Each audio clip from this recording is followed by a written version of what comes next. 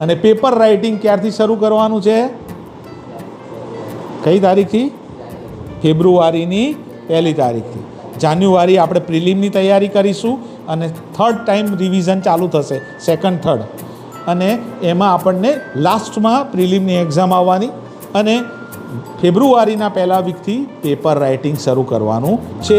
એ પહેલાં model paper 2024નું દરેકે અહીંયા સેન્ટરમાં આવીને સર પણ લખાવશે અને ઘરે પણ પેપર આવે છે.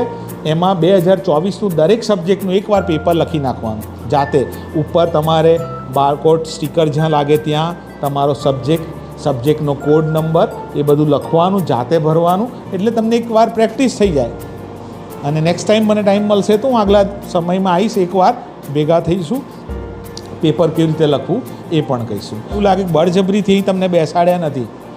ખરેખર તો જે કામ દિલથી થાય ને એ જ સારું